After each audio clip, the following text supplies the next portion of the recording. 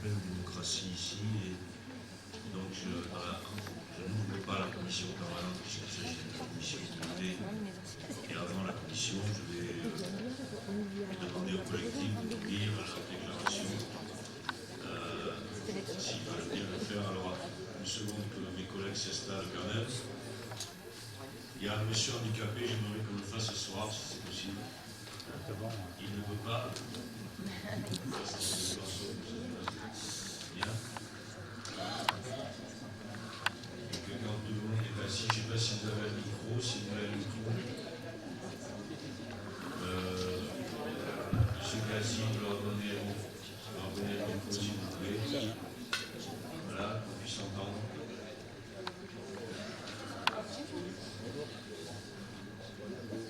Bien, donc vous avez la parole. Bonjour. Merci déjà pour les mots que vous avez dit sur la démocratie, puisque nous sommes de plus en plus de citoyens à douter de plus en plus de la réelle démocratie dans laquelle nous vivons. En particulier en ce moment avec les graves événements qui se passent à Notre-Dame-des-Landes. D'abord, je voudrais parler de la répression policière qui a lieu là-bas contre des manifestants qui sont obligés de tenir ce territoire de manière à ce qu'il ne soit pas saccagé. Obligés de les tenir donc par des barricades, et voilà comment les forces de répression d'un État dit démocratique a blessé une centaine de personnes, dont certains gravement. Certaines personnes seront défigurées à vie.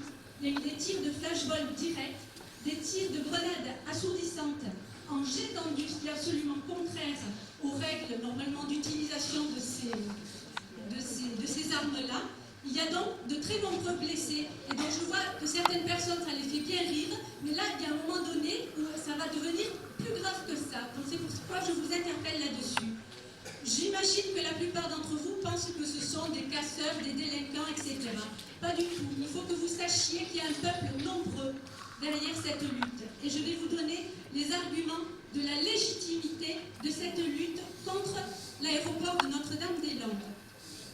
Premièrement, ce projet vieux de 40 ans n'est plus du tout d'actualité. Il y a des élus qui se sont mobilisés également, qui sont le collectif d'élus doutant de la pertinence de Notre-Dame-des-Landes, qui ont essayé par tous les moyens légaux de mettre en lumière la catastrophe que serait ce projet, non seulement sur le plan écologique, mais également sur le plan économique. Et ça va être une catastrophe pour des milliers de citoyens. Et c'est cette logique-là qui est à l'œuvre partout en France actuellement. Donc il est temps que vous ouvriez les yeux sur ce qui se passe. Il va y avoir un moment où vous allez devoir faire le choix entre sauvegarder l'intérêt général, être du côté du peuple et des gens, ou du côté des multinationales. Voilà donc, je vais vous donner les arguments simplement concrets de l'inutilité et de la dangerosité de ce projet. Premièrement, c'est 2000 hectares de terres agricoles bétonnées, donc rendues inutilisables. Je fais remarquer en particulier à tous les élus PS que nous avons voté pour un gouvernement qui avait promis la sauvegarde des terres agricoles de proximité. Donc là, il y a certainement une contradiction. Ensuite, soi-disant qu'il est indispensable comme aéroport. Faux. Il y a actuellement un aéroport à Notre-Dame-des-Landes qui n'est pas saturé. Ce n'est pas moi qui le dis, ce sont des pilotes de ligne qui sont exactement au courant de ce qui se passe. L'aéroport actuel de Nantes fait 300 hectares environ. Il reçoit 3 millions de passagers par an. Celui de Genève en fait également à peu près 300 hectares et il en reçoit quelque chose comme 30 000 par an. Donc, 30 millions. 30 millions, pardon, par an. Donc, millions, excusez-moi, dessus. Donc vous voyez qu'avec 300 hectares, l'actuel aéroport de Nantes n'est pas du tout saturé. Ensuite, il y a une solution alternative d'optimisation de l'actuel aéroport de Nantes qui n'a pas été prise en compte du tout. Troisième argument, il y a Airbus actuellement qui utilise l'actuel aéroport de Nantes. Si l'aéroport de Notre-Dame-des-Landes se faisait, Airbus, lui, ne déménagerait pas. Par contre, il devrait prendre en charge l'entretien actuel des pistes.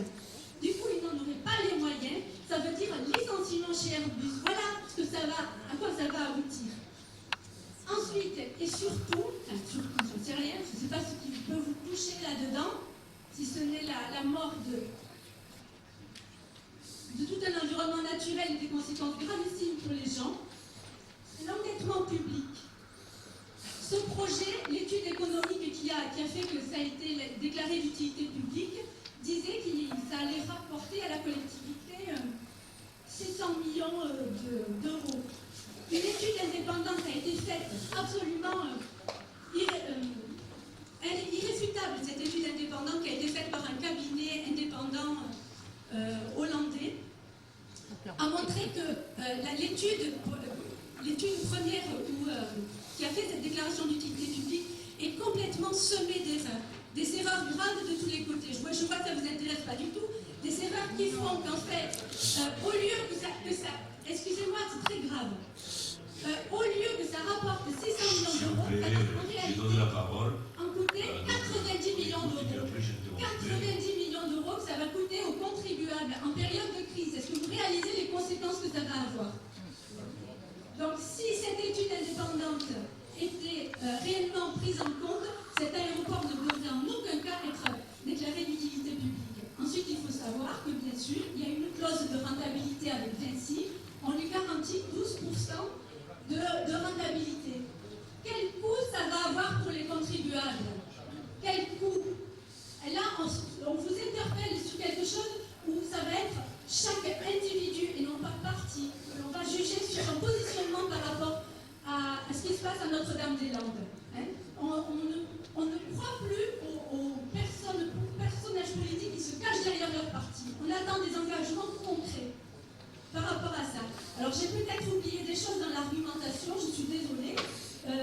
S'il y a des camarades qui peuvent me rappeler quelque chose par rapport aux arguments, en tout cas on va vous remettre un dossier qui détaille très concrètement ce qui se passe.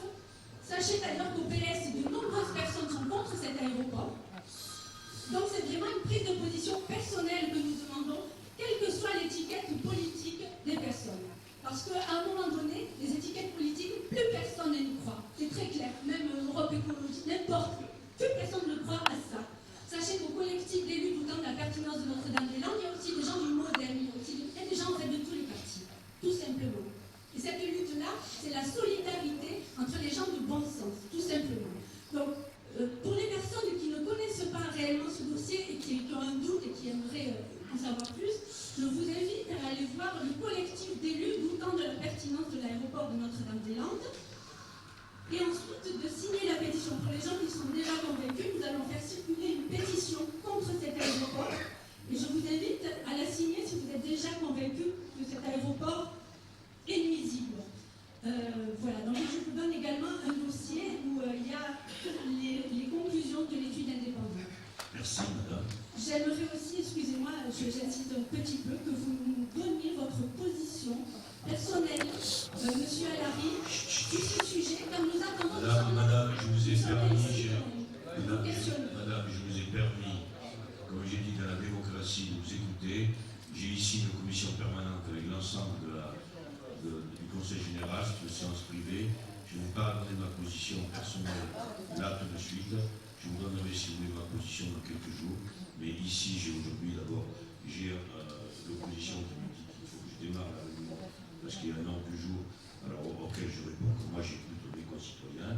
Donc, je vous ai écouté ce matin dans la plus grand calme. Je vous donnerai ma position là-dessus, mais pas là maintenant, parce que je dois passer à débattre plus de 300 dossiers, 280 dossiers sur aussi l'efficacité des financements que je dois voter pour ce département dont on a bien besoin parce qu'on est en grande précarité, en souffrance, et je fais que mon travail. Voilà, alors là maintenant, j'ai bien entendu, vous allez me déposer le dossier. Vous n'aurez pas ma position là, j'en parlerai avec mon groupe politique au Conseil général, et je vous donnerai ma position devant vous. Voilà, donc madame. vous en parlez à votre groupe politique avant de donner une réponse personnelle. Voilà, madame. Voilà. Merci. On note. Voilà. Mais je voudrais juste ajouter un petit mot, si vous permettez. On est venu vous parler du projet Notre-Dame-des-Landes et de l'opposition.